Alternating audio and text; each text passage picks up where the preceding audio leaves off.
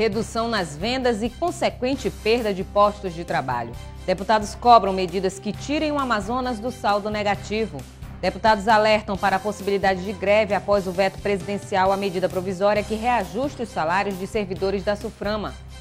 Abdala Fracha anuncia pedido de CPI para investigar os últimos 4 meses de gestão da Prefeitura de Coari. Projeto de lei do presidente da Assembleia, Josué Neto, prevê punição para as empresas que dificultarem o cancelamento de contratos via telefone. A audiência pública em Itapiranga debate sobre a implantação do programa Luz para Todos. Bolsistas amazonenses do Ciência Sem Fronteiras vêm à Assembleia denunciar o atraso no pagamento do projeto. O Aleã Notícias já está no ar com os principais fatos da semana.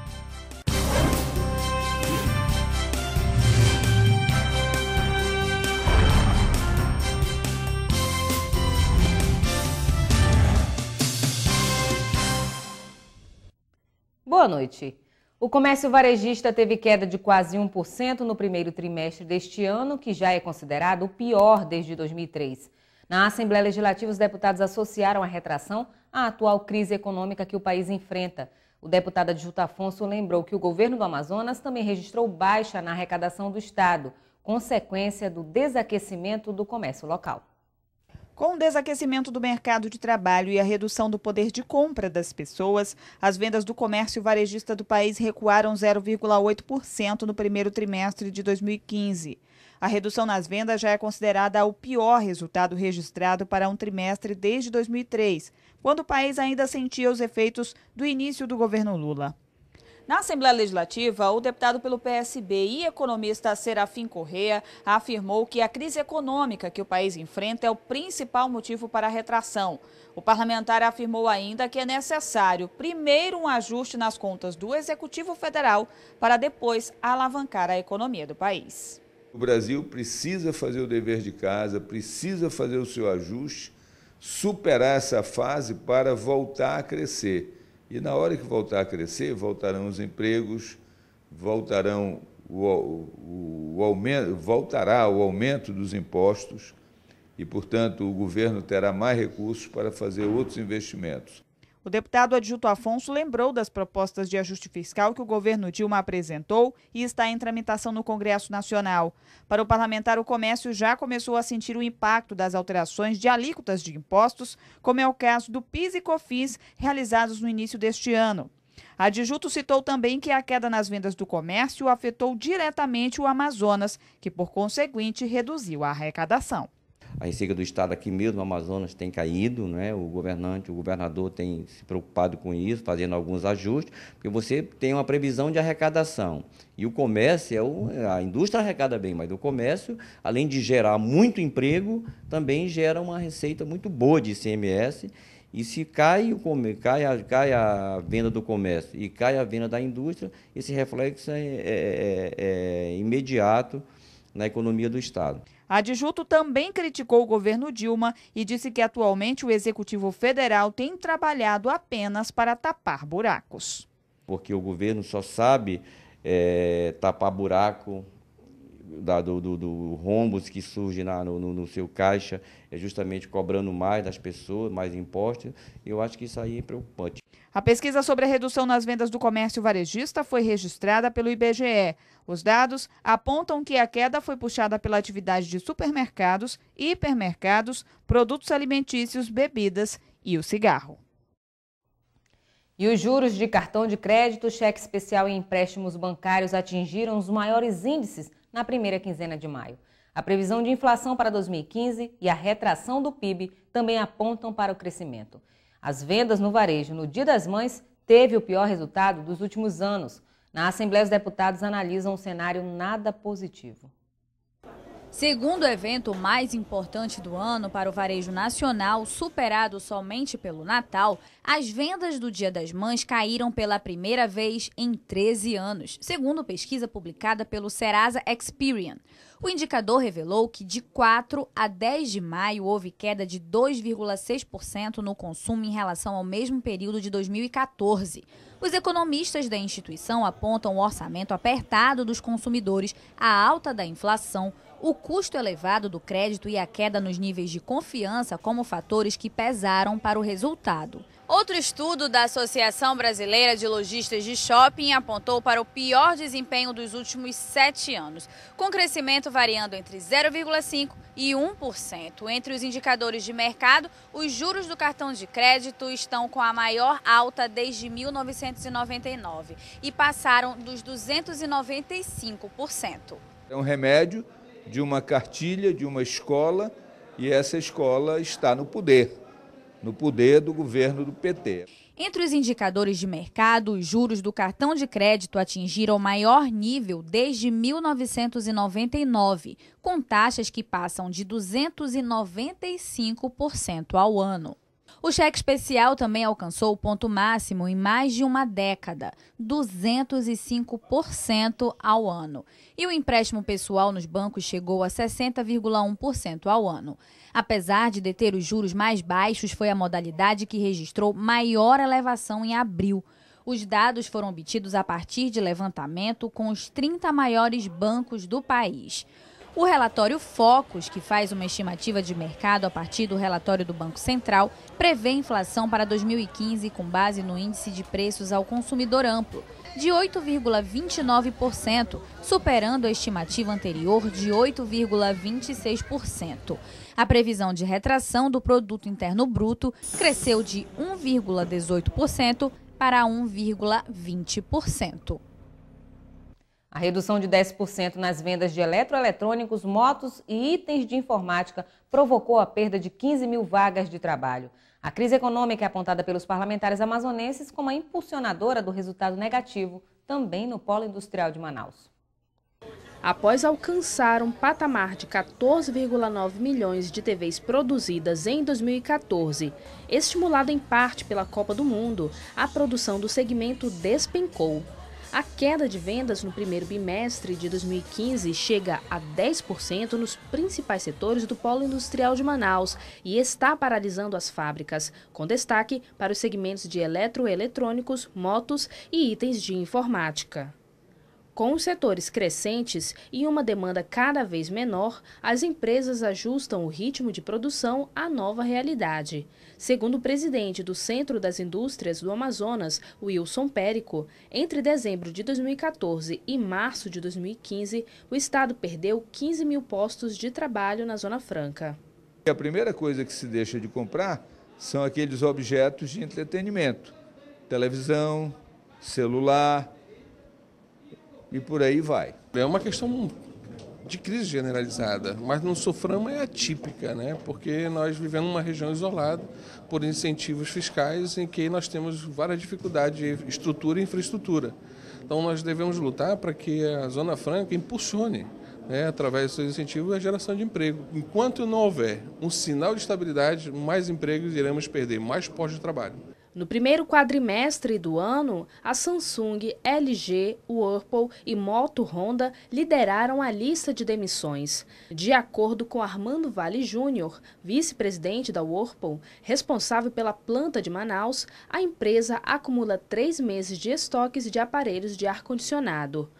Os cortes de empregados na fabricante de linha branca atingiram as unidades de Manaus, Joinville, em Santa Catarina, Rio Claro e São Paulo. Quando se tem uma taxa Selic muito alta, quando você tem uma taxa do dólar, você tem uma instabilidade política e econômica, gera essa desconfiança do empresário e ele demite. Pode cair mais a geração de emprego, isso é preocupante, devido aos fatos que estão vindo, né, através das mídias, em que vem relatando da dificuldade do governo se relacionar bem com a contabilidade. De acordo com a Associação Brasileira da Indústria Elétrica e Eletrônica, houve uma redução de 15,5% na produção das empresas do setor no primeiro trimestre. A Abraciclo, Associação Brasileira das Fabricantes de Motocicletas e Similares, registrou em abril uma queda de 20% na produção de motos em relação a março e, em comparação com o mesmo mês de 2014, atinge a porcentagem de 30,7%. E no acumulado do ano, a retração foi de 17,4%. Segundo Wilson Périco, o consumidor está com medo de perder o emprego e não compra produtos mais duráveis, dando prioridade à compra de alimentos.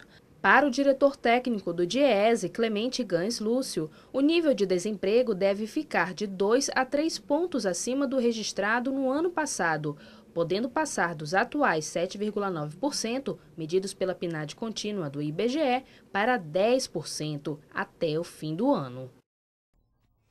O veto presidencial à medida provisória que prevê a equiparação de salários dos servidores da SUFRAMA a de outras carreiras federais foi o assunto de destaque no Parlamento Estadual esta semana.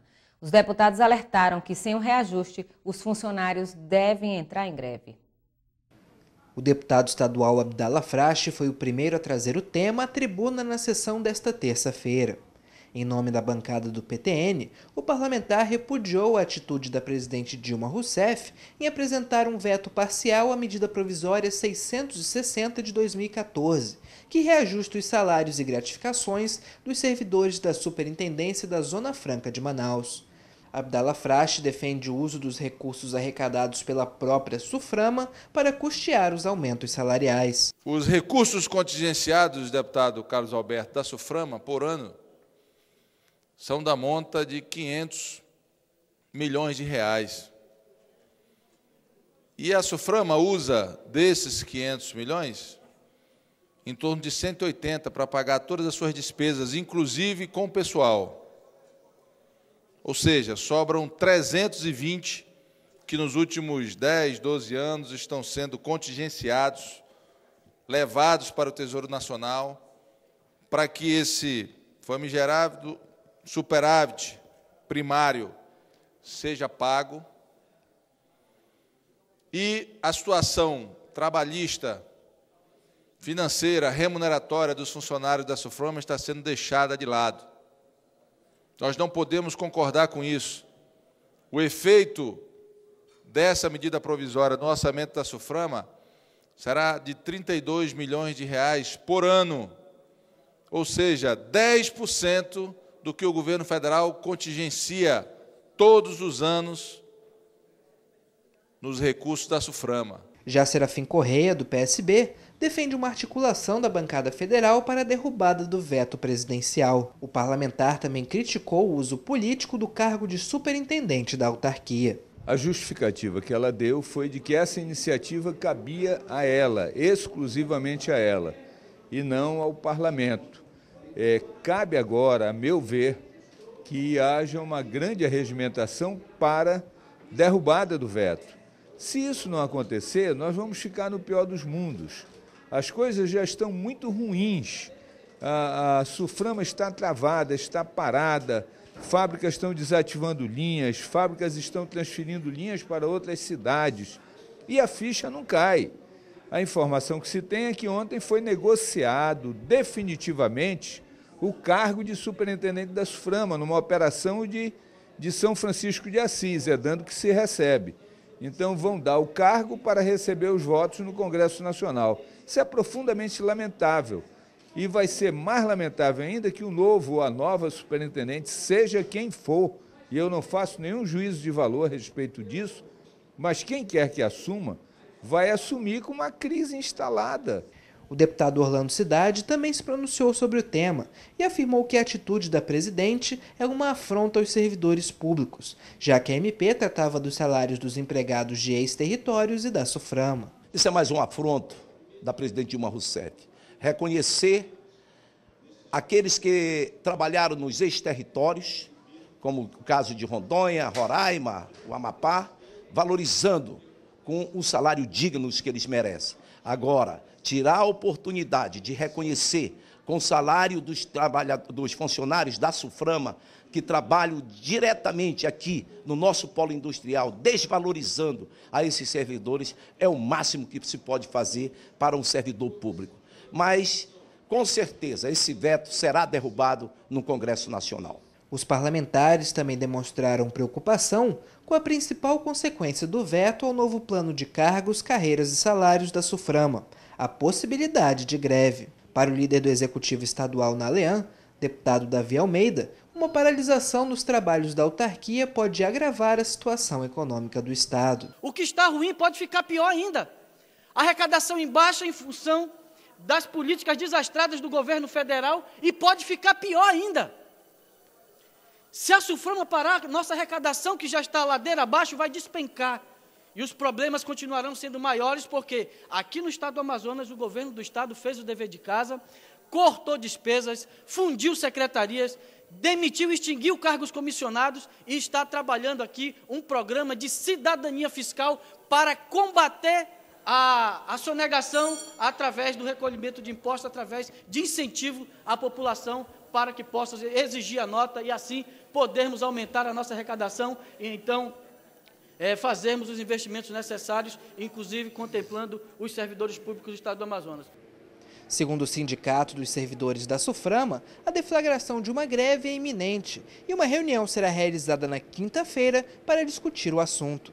A expectativa é de que a autarquia paralise as atividades na próxima semana, caso o veto não seja derrubado. Criada para limitar gastos e o endividamento dos poderes em todas as esferas, a Lei de Responsabilidade Fiscal completou 15 anos de existência. Na Assembleia do Amazonas, os parlamentares reconheceram o papel da legislação no controle administrativo da máquina pública e apontaram sugestões. A Lei Complementar número 101, de 4 de maio de 2000, foi criada com o objetivo de estabelecer normas para o uso das finanças públicas. A ideia era, por meio da legislação, promover uma maior responsabilidade na gestão fiscal, evitando que o poder público gaste mais do que arrecada. Uma das principais medidas previstas pela Lei de Responsabilidade é o limite de gastos com pessoal. Hoje, o governo federal pode gastar apenas 50% da receita corrente líquida com pagamento de servidores. Já os estados e municípios ficam limitados a um gasto de 60% do orçamento. Estes recursos são divididos entre Executivo, Legislativo, Judiciário e Ministério Público. Para os deputados estaduais, a lei foi uma importante inovação da administração pública brasileira. Nos últimos 15 anos, a lei foi utilizada para responsabilizar o gestor por improbidade administrativa no caso da constatação de irregularidades.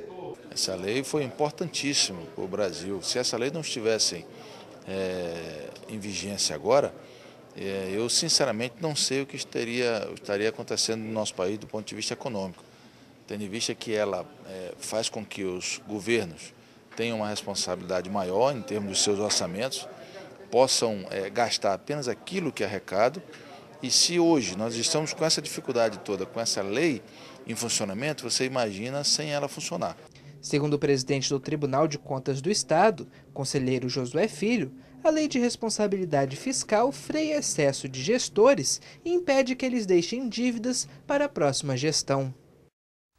O ajuste fiscal proposto pelo governo federal, que tramita na Câmara dos Deputados, já sofreu 2 derrotas. Apesar de aprovar a MP que altera as regras para o recebimento de pensão por morte, o Executivo foi surpreendido pela rejeição de regras mais rígidas à concessão do auxílio-doença e pela aprovação da emenda que altera o cálculo da aposentadoria.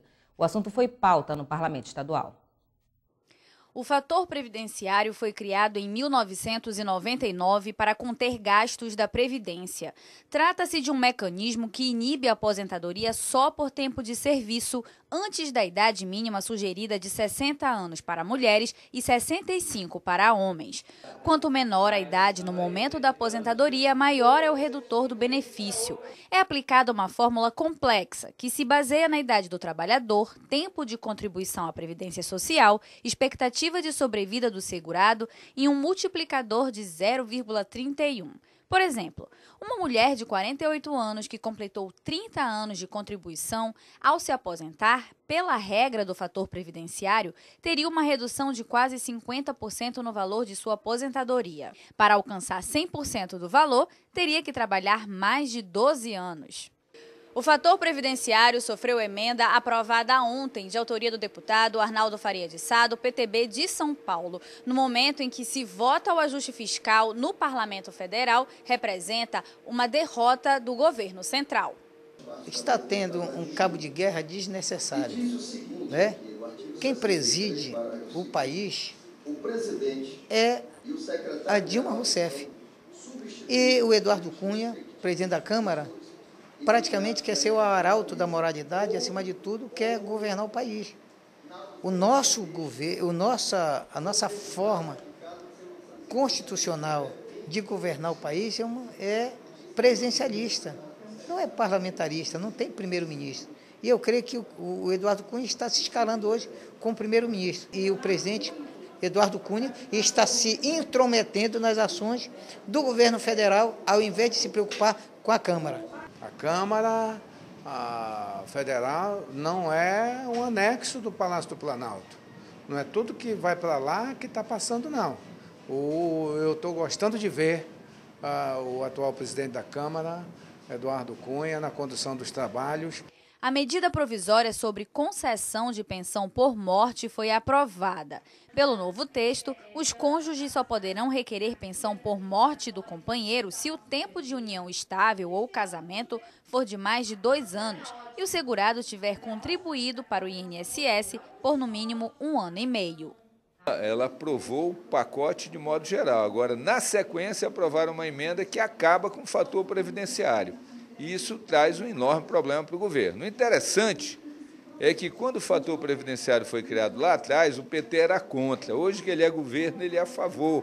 Entretanto, o governo sofreu outro revés durante a votação dos destaques da medida provisória 664/14, que alterou as regras para a concessão da pensão por morte e do auxílio-doença.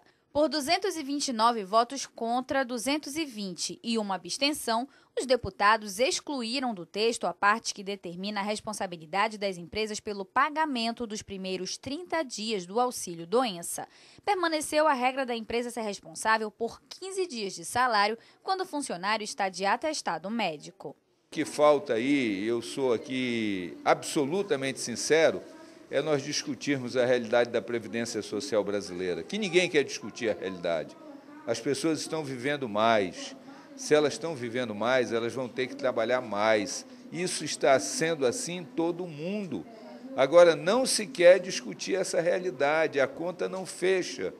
E o apelo que eu faço é: vamos discutir a realidade, vamos discutir o dia a dia, que todo mundo quer. Aí eu vejo assim, não é uma luta de classes, é uma luta de corporações. Cada corporação querendo se dar bem e achando que quem deve pagar a conta é a outra corporação. Eu acho que nós estamos no momento realmente de grandes debates no Brasil, né? Você tem projetos debatidos no Congresso, há encaminhamentos, a presidenta Dilma veta pelo seu direito constitucional e o parlamento tem o direito de derrubar vetos. Eu acho que nós estamos vivendo um momento muito intenso, né? É o processo democrático, né, de cada instituição ter as suas responsabilidades, suas prerrogativas. Especula-se nos bastidores do Congresso Nacional que as derrotas sofridas pelo Executivo comprometem o ajuste fiscal. As medidas terão que ser examinadas pelo Senado e sancionadas pela presidente para entrar em vigor. Os especialistas dão como certo o veto presidencial. E no próximo bloco você vai ver. Projeto de lei do presidente da Assembleia, Josué Neto, prevê punição para as empresas que dificultarem o cancelamento de contratos via telefone. E ainda, deputado Serafim Corrêa defende um pacto pela vida para diminuir o número de homicídios no estado.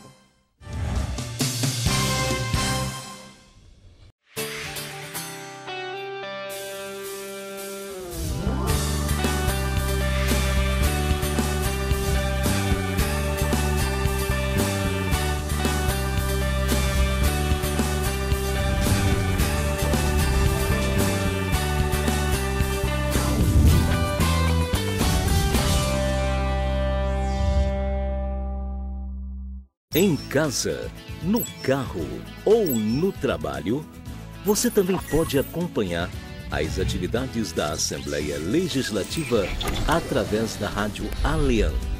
Sintonize na FM 106,9 e não deixe de saber sobre projetos de lei, agendas e outros assuntos da Casa Legislativa Amazonense. Assembleia Legislativa, cuidando da nossa gente.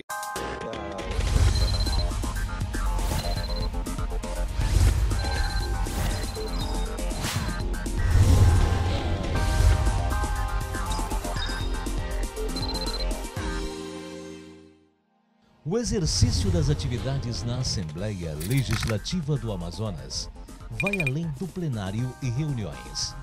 As comissões parlamentares também se fazem presentes para atender de forma especializada, assuntos complexos presentes na nossa sociedade. Para assuntos relacionados ao âmbito municipal, área urbana e região metropolitana, há a Comissão de Assuntos Municipais, que possui as seguintes atribuições: políticas públicas, programas, projetos, atividades e matérias relativas à habitação, defesa civil e proteção à pessoa exposta a situações de risco, especialmente na ocorrência de enchentes e vazantes, análise das condições e da qualidade dos serviços públicos constitucionais e voluntários a eles efetuados pelo Estado, visando a redução das desigualdades sociais e intrarregionais. Desenvolvimento urbano, região metropolitana, aglomerações urbanas, microrregiões, redes e consórcios de municípios. Entre pelo site da Assembleia Legislativa www.ali.am.gov.br e saiba mais sobre a composição, notícias, relatórios e reuniões. Além de poder entrar em contato no campo, fale com a comissão.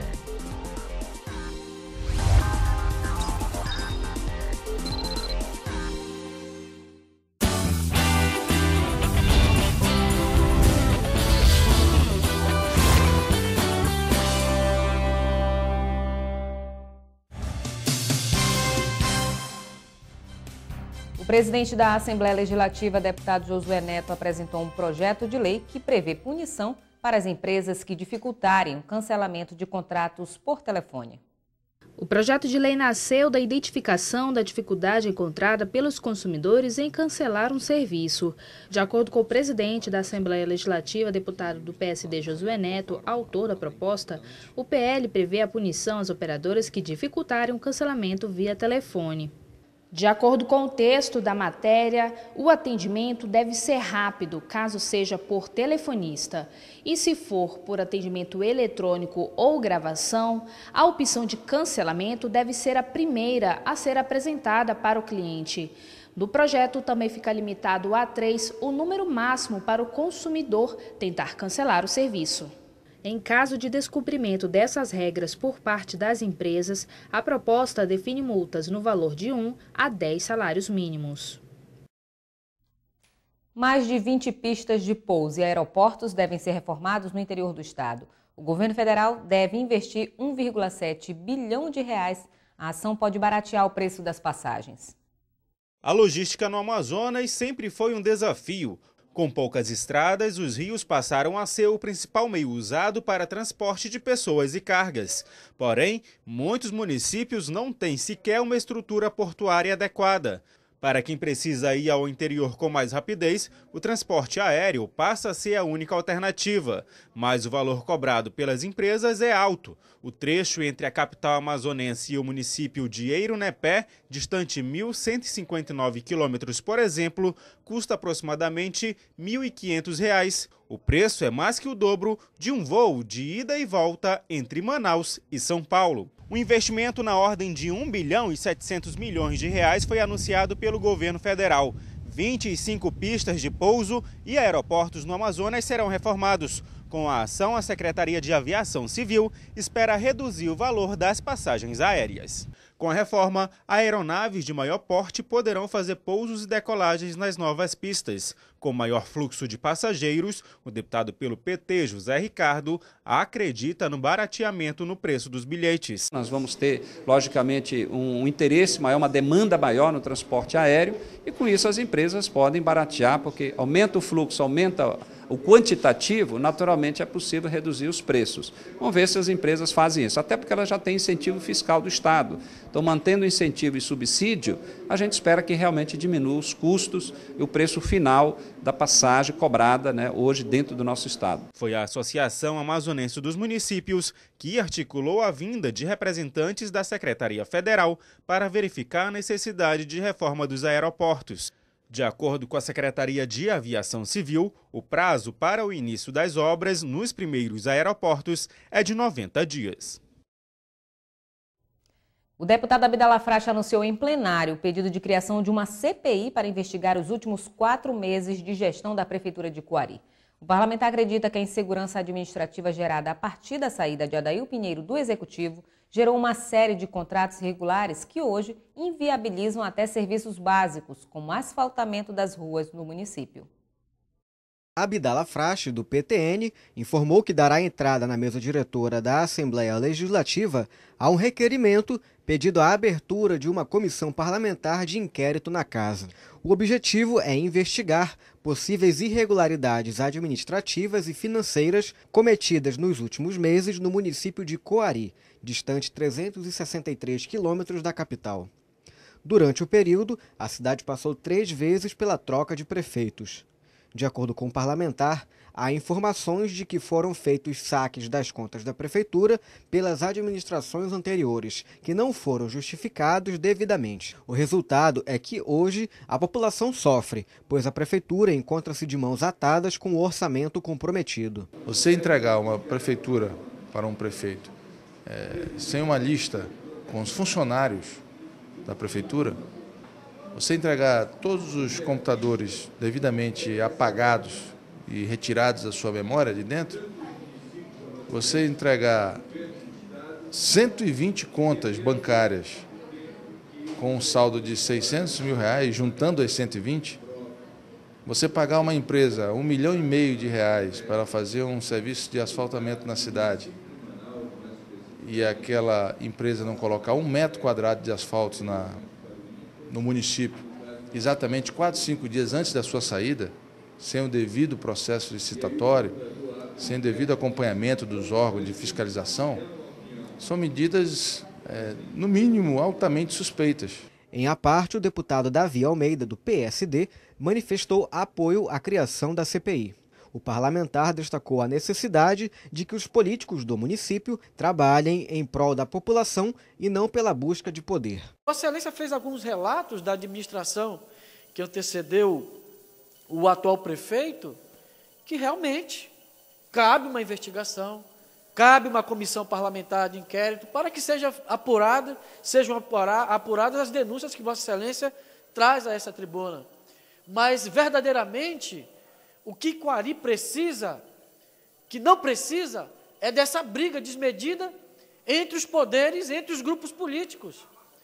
Quem ganhou a eleição, que governe, quem perde a eleição, que vá para casa. Caso a CPI venha a ser instalada, Coari vai voltar mais uma vez a ser o centro das atenções das apurações de uma comitiva de deputados. Apesar da CPI da pedofilia ocorrida durante a 17ª legislatura não ter tido o município como alvo principal, na ocasião, o então prefeito Adail Pinheiro foi maciçamente investigado. O secretário de Segurança Pública, Sérgio Fontes, descartou a possibilidade de paralisação por parte dos policiais civis do Estado. Já a PM promove uma greve branca. As reivindicações em torno do reajuste salarial, maior investimento na estrutura de trabalho e promoção de patente movimentaram as associações de policiais civis e militares nos últimos dias, com rumores de paralisações e greves. Após reunião com o secretário de Segurança do Estado, Sérgio Fontes, os policiais civis entraram em acordo e descartaram a adesão ao movimento. A nota emitida pela Secretaria de Segurança destaca que, seguindo o cronograma da comissão criada pelo Governo do Estado, na próxima quarta-feira haverá outra reunião com as entidades que representam a categoria para discutir as reivindicações dos policiais civis, entre elas a database, a lei de promoções, concurso público e alteração na escala de serviços. Quanto aos policiais militares, o coordenador do comando da greve da categoria, Gerson Feitosa, informou por telefone que 90% do efetivo de 8 mil policiais aderiram à greve branca, ou seja, eles continuam nos seus postos, mas só deverão atender, segundo Gerson, ocorrências mais graves. Em 10 anos, o número de mortes por arma de fogo no Amazonas quase triplicou. O estado ocupa a 7ª posição no ranking das maiores taxas de crescimento de homicídios. Os dados são do mapa da violência. Na Assembleia, o deputado Serafim Corrêa defende um pacto pela vida para diminuir os índices no estado. Em todo o Amazonas foi registrado um crescimento de 298,8% no número de mortes por armas de fogo. O levantamento divulgado pela Unesco compreende o período de 2002 a 2012. Os dados apontam que a taxa de morte está acima da média nacional. São 24,2 mortes para cada 100 mil habitantes. Em 2012, foram contabilizadas 1.502 mortes por armas de fogo, ou seja, 4 por dia. O Amazonas está em 7º lugar entre os estados com maiores taxas de crescimento de homicídio. Já entre as capitais, Manaus ocupa a 11ª posição. Em uma década, foram 36,7 mortes para cada 100 mil habitantes. Para o deputado pelo PSB Serafim Correia, o consumo de drogas contribuiu para esse crescimento. O parlamentar defende um pacto pela vida para diminuir o número de homicídios no estado. Se você verificar, a maioria dos crimes que liquidam a vida das pessoas está direto ou indiretamente ligado ao tráfico de drogas. Portanto, o maior provocador do aumento desses índices é o aumento do tráfico de drogas. Se nós conseguirmos conter lá na fronteira, o avanço será significativo. Para Serafim Correia, o governo federal precisa reforçar a segurança nas fronteiras do Amazonas e, dessa forma, combater o narcotráfico. E confira no próximo bloco. A audiência pública na zona rural do município de Itapiranga discute a implantação do programa Luz para Todos. E mais, bolsistas do Ciência Sem Fronteiras denunciam atraso no pagamento do projeto.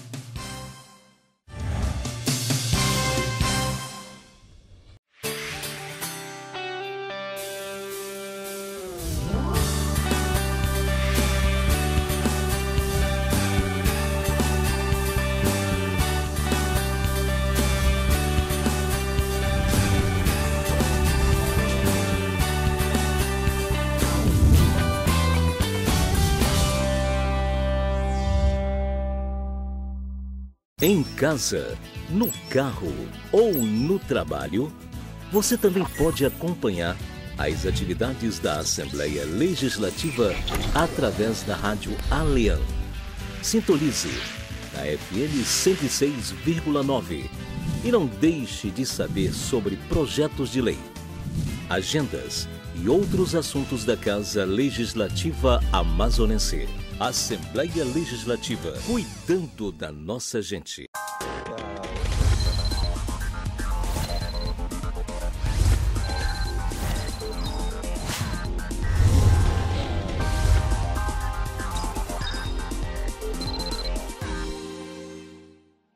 O exercício das atividades na Assembleia Legislativa do Amazonas vai além do plenário e reuniões.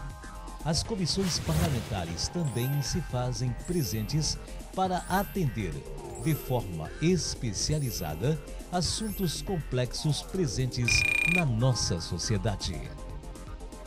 Para assuntos relacionados ao âmbito municipal, área urbana e região metropolitana, há a Comissão de Assuntos Municipais, que possui as seguintes atribuições: políticas públicas, programas, projetos, atividades e matérias relativas à habitação, defesa civil e proteção à pessoa exposta a situações de risco, especialmente na ocorrência de enchentes e vazantes, análise das condições e da qualidade dos serviços públicos constitucionais e voluntários a eles efetuados pelo Estado, visando a redução das desigualdades sociais e intrarregionais.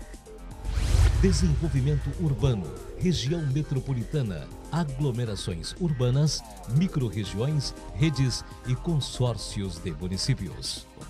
Entre pelo site da Assembleia Legislativa www.ali.am.gov.br e saiba mais sobre a composição, notícias, relatórios e reuniões, além de poder entrar em contato no campo Fale com a Comissão.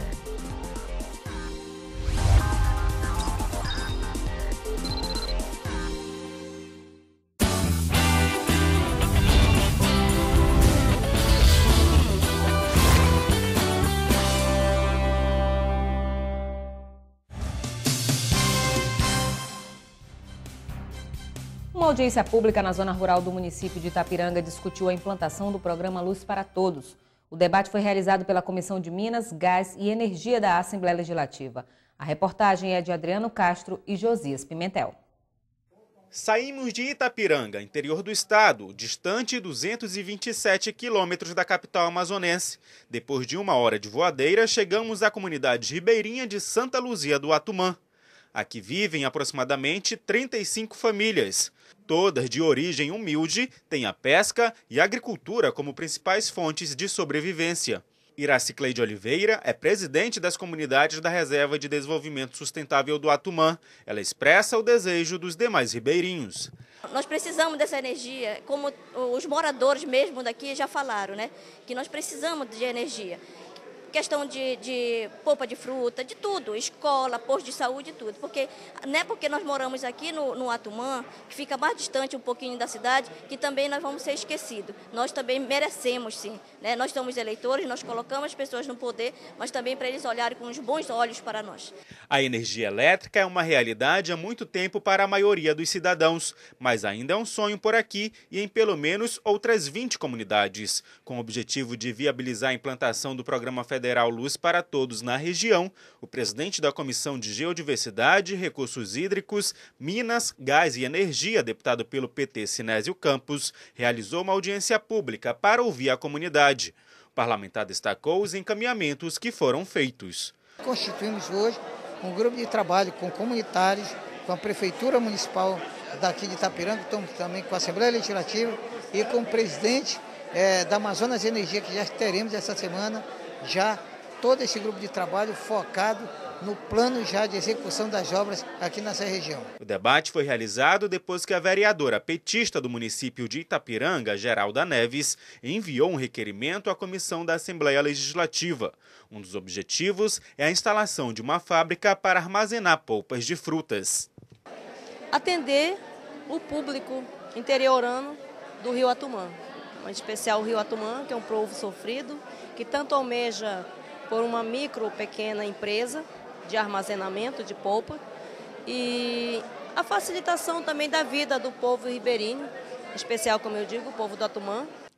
A Reserva de Desenvolvimento Sustentável do Atumã, que compreende a região entre os municípios de São Sebastião do Atumã e Itapiranga, possui 23 comunidades. Aproximadamente 330 famílias serão beneficiadas com a implantação do programa Luz para Todos. O Programa Federal Luz para Todos foi lançado em 2003 com o objetivo de combater a extrema pobreza no Brasil e oferecer o acesso à energia elétrica em assentamentos rurais, comunidades indígenas, quilombolas, comunidades extrativistas, escolas, postos de saúde e poços de água. A Amazonas Energia foi representada pelo assistente da presidência, Valdelino Cavalcante. Ele destacou os desafios para a implantação do Luz para Todos na comunidade. Temos um projeto desafiador, mas um projeto importante para a região, que é gerar energia nas comunidades isoladas, e é emblemática para a empresa esse trabalho em parceria com a região do Rio Atumã, onde temos o Leão passando aqui próximo, onde temos a montante aqui, a hidrelétrica de Balbina. Um estudo deverá ser realizado para que a energia elétrica chegue às comunidades da reserva. Nós temos uma dívida muito grande, vamos dizer assim, com essa região aqui. Quando a gente ter já o Leão passando aqui na frente, nós temos a hidrelétrica de Balbina passando aqui na frente e nós temos essas comunidades que ainda não foram atendidas, né? Nós vamos fazer um estudo, né? Nós vamos fazer um estudo para atender essas comunidades da melhor forma possível. Para o gerente da Eletrobras Amazonas Energia, que também é vereador em Itapiranga, trazer energia elétrica para a região é um compromisso com os moradores. Nós temos que ver a situação de como atender melhor toda essa população do Rio Atumã em função das distâncias que separam as comunidades uma das outras e também da geração de energia que é no município de Itapiranga. Mas, com o empenho da equipe, nós estamos vendo a viabilidade de trazer essa energia através de Balbina. O programa Luz para Todos foi prorrogado pela segunda vez desde a criação e segue agora até dezembro de 2018. Até novembro do ano passado, foram atendidas mais de 3,1 milhões de famílias e 15,3 milhões de pessoas beneficiadas. Pelo menos 170 bolsistas amazonenses do Ciência Sem Fronteiras estão em dúvida sobre a continuidade do programa. O motivo é o atraso no pagamento da Bolsa de Estudos. O dinheiro deveria apoiar as despesas de moradia, alimentação e transporte dos alunos. Dos 450 estudantes amazonenses que estão em intercâmbio pelo programa Ciência Sem Fronteiras do governo federal, 170 estão nos Estados Unidos. O problema é que lá, o pagamento das bolsas de estudo estão atrasadas. O Institute of International Education, organização norte-americana que promove o intercâmbio em colaboração com o governo federal brasileiro, emitiu nota oficial pedindo que os estudantes dessem um jeitinho brasileiro para contornar a situação. A medida não agradou às famílias daqueles que dependem do dinheiro para se manter no exterior. O Ministério da Educação disse que repassou o dinheiro, 50 milhões de dólares, e que esse instituto só pode liberar a verba depois da análise dos pedidos de estágio dos estudantes. A notícia traz insegurança para os bolsistas e insegurança para as universidades. Na Assembleia Legislativa, o deputado José Ricardo, do PT, acredita que a situação em breve voltará à normalidade. Esse é um programa importante, né, onde nós temos aí centenas de estudantes brasileiros estudando fora, no exterior, e que o governo, de modo geral, está normalmente repassando, né, os recursos da ajuda de custo, né, da Bolsa. Mas parece que o que está acontecendo agora nesse período de férias tem muito a ver com a instituição que faz essa intermediação lá entre o governo e os estudantes. A gente até lamenta, porque isso cria realmente um grande transtorno, né, para os estudantes, mas eu acredito que é uma coisa passageira, é uma coisa momentânea.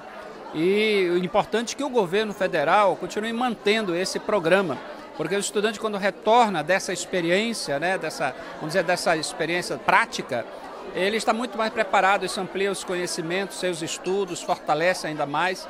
E é uma capacitação fundamental, né, para os profissionais que forem atuar no Brasil, nas várias áreas que estão nesse projeto da Ciência Sem Fronteiras. As regras do Ciência Sem Fronteiras são claras. O estudante não pode largar o curso no meio do caminho, a não ser por um motivo de força maior. Se abandonar simplesmente, terá que ressarcir ao governo federal o que recebeu. O MEC mantém a meta de mandar 100 mil estudantes para o exterior até 2018. O Conselho Regional de Enfermagem denunciou na Assembleia a existência de cursos irregulares no Estado. O anúncio foi durante uma sessão especial realizada no Legislativo esta semana, em homenagem aos profissionais da área. O evento abriu espaço para as reivindicações dos profissionais que defenderam o fortalecimento da categoria. O Conselho Regional de Enfermagem realizou a denúncia da existência de cursos irregulares no estado do Amazonas. No Amazonas, uma faculdade vem se alastrando, oferecendo curso de graduação em enfermagem sem ter o devido reconhecimento e formar pessoas de maneira, no nosso entendimento, irregular.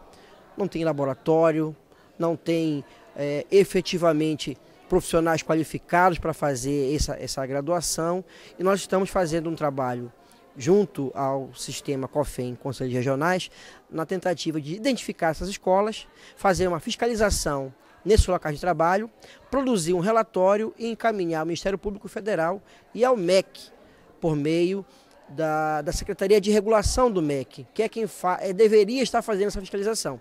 Então nós vamos oferecer essa denúncia ao MEC para que ele possa tomar as providências necessárias. A sessão foi uma proposta dos deputados José Ricardo, que presidiu o evento, e Luiz Castro, que não pôde comparecer por conta de licença médica.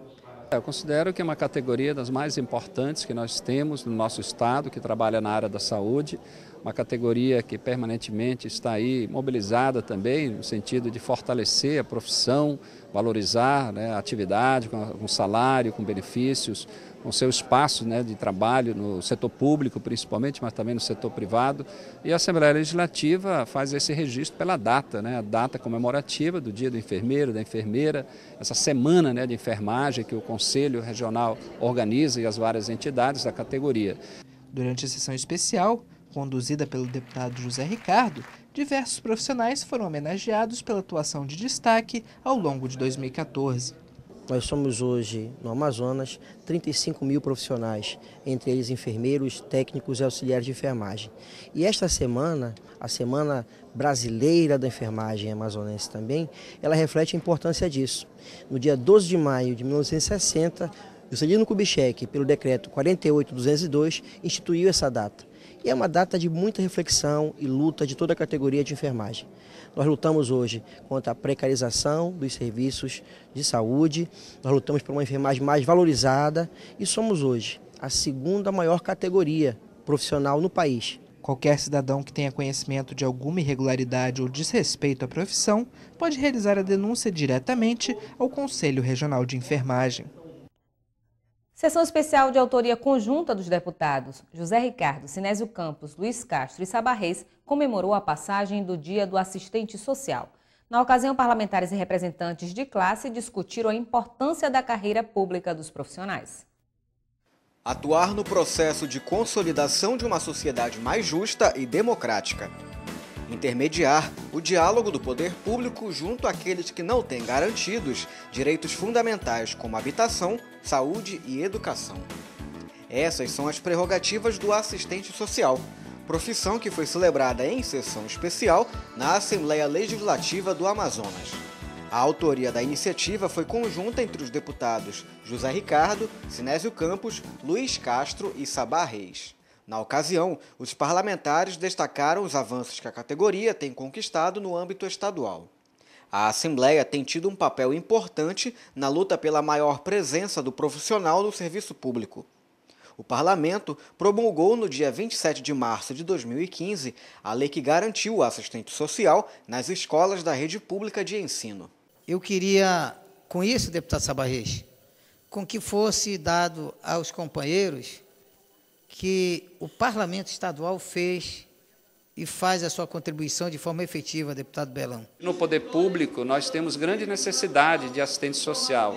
Nós aprovamos recentemente aqui na Assembleia, através de uma emenda à Constituição, uma iniciativa do deputado Luiz Castro, que teve meu apoio de outros parlamentares, para incluir assistente social na área da educação, nas escolas, assim como o psicólogo, que era um projeto que eu estava defendendo desde o início da legislatura passada.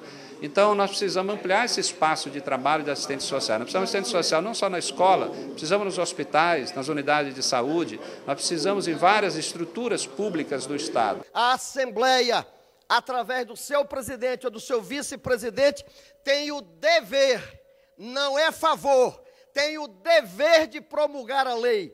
E isso foi feito na data que o Sinésio se referiu, e agora a presença do assistente social nas escolas é uma lei e nem um favor. E eu tenho a satisfação, eu tenho humildemente a alegria de dizer para vocês que a contribuição do Parlamento é tão importante, e vocês que formam pessoas, vocês que vivem conversando com gente, vocês precisam saber quais são aqueles que têm esse nível de comprometimento. A regulamentação da profissão é nova e data do ano de 1993. Entre os representantes de classe presentes no plenário Rui Araújo, Márcia Souza, uma das diretoras do Sindicato dos Assistentes Sociais do Amazonas, destacou que o profissional hoje está com o campo de trabalho em expansão. Os trabalhadores querem ser reconhecidos também como bons gestores. Nossas políticas todas, na área de assistência, de educação, de saúde, elas permitem que a gestão seja participativa, só que isso ainda tem sido muito difícil de conquistar. Nós precisamos ser reconhecidos enquanto profissionais também, e aí eu homenageio a Janimara, que hoje está assumindo um cargo de gestão. Os slides mostram muito a gente naquele atendimento lá para os pobres, para os mais vulneráveis, mas nós temos que reconhecer que o profissional hoje, assistente social, tem capacidade para assumir a gestão, E nós precisamos entender que não importa aonde nós estejamos, seja lá na execução, seja lá na gestão, nós somos competentes em todas as áreas. Os deputados Dr. Gomes e Alessandra Campelo também se pronunciaram em tribuna para destacar a importância do assistente social no serviço público.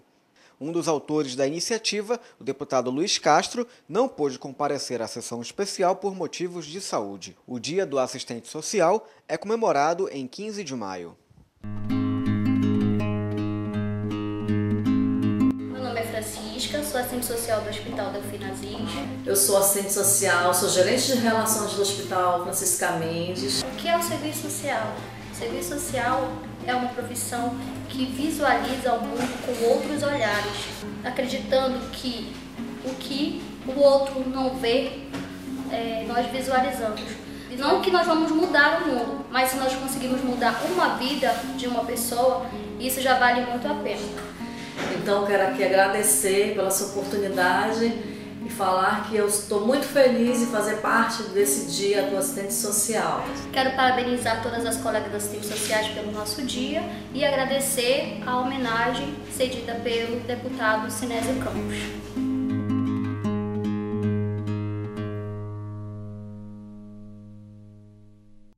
O Partido Socialista Brasileiro, por meio da Fundação João Mangabeira, realizou uma palestra na sede da ALEAN para discutir a questão do negro no Brasil. Esta semana marcou os 127 anos do fim da escravidão no país. É declarada, desde a data desta lei, extinta a escravidão no Brasil. No dia 13 de maio de 1888, a princesa Isabel assinou a Lei Áurea, representando o fim definitivo do regime escravocrata brasileiro. A data histórica é lembrada até os dias atuais, porém, o fim da escravidão não representou uma libertação social do negro, que continua a ser segregado. Para discutir a evolução histórica do tema, o PSB reuniu especialistas, historiadores e lideranças negras em uma série de palestras. Para os presentes, é importante que o negro seja finalmente reconhecida pela sociedade brasileira. Os escravos foram trazidos na diáspora africana pelo tráfico negreiro e por muito tempo, por um longo tempo da história, sustentaram a economia do Império Português, do Império Brasileiro. E mesmo com a abolição, esses indivíduos continuaram invisíveis do ponto de vista histórico para as análises sobre a sociedade brasileira. Então hoje o que a gente procura fazer é resgatar essas histórias que por muito tempo foram apagadas das análises, dos textos e tentar um pouco entender, marcar a importância desses personagens na construção do Estado Nacional. O evento faz parte de um ciclo de palestras promovido pela Fundação João Mangabeira e tem como objetivo preparar a militância do PSB para o debate de temas importantes. Até novembro, serão realizados outros debates sobre diversos temas, como maioridade penal, terceirização e a questão da mulher na sociedade. Deputada Adjuta Afonso participa de homenagem em comemoração aos 80 anos de existência do Sindicato das Empresas de Navegação Fluvial no estado do Amazonas, o Sindarma. O parlamentar destacou a importância da navegação no estado. O presidente do Sindarma destacou as conquistas alcançadas ao longo dos 80 anos, como a redução do risco de acidentes ambientais, a modernização de embarcações e a qualificação de trabalhadores. Temos aí 5 segmentos que se desenvolve, o transporte de passageiro, que para nós é o mais importante, porque é o ir e vir das pessoas do interior, das mercadorias que suprem o comércio do interior, então esse para nós é o mais importante. E hoje a gente está aqui para celebrar um momento histórico, 80 anos de vida do Sindarma, do tempo que ele foi criado lá em 1935. Para nós é uma satisfação muito grande. Então hoje a gente reúne a sociedade para que a sociedade possa ver um pouco do trabalho que nós temos em prol da navegação do Amazonas.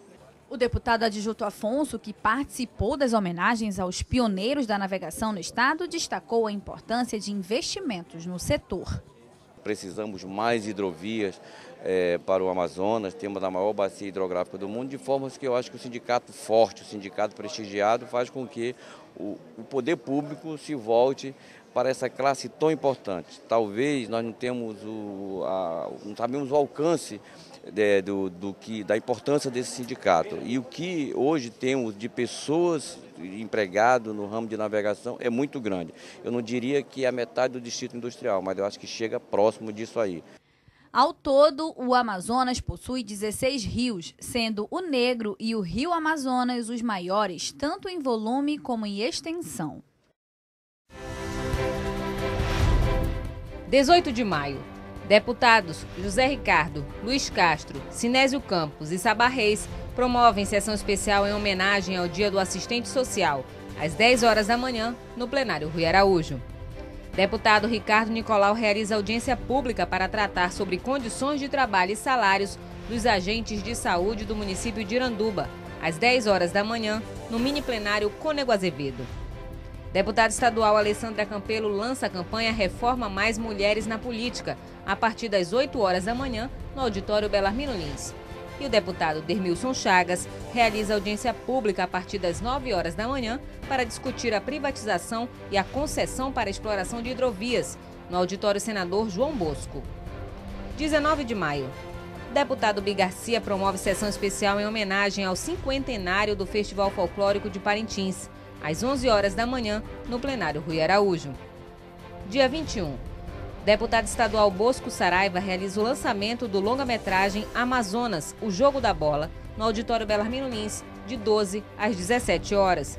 E às 7 da noite, o deputado estadual Davi Almeida promove o Fórum Amazonense de Liberdade Religiosa, também no auditório Belarmino Lins. 22 de maio. Deputado Ricardo Nicolau promove audiência pública para tratar de questões da carreira médica no estado do Amazonas, às 9h30 da manhã, no plenário Rui Araújo.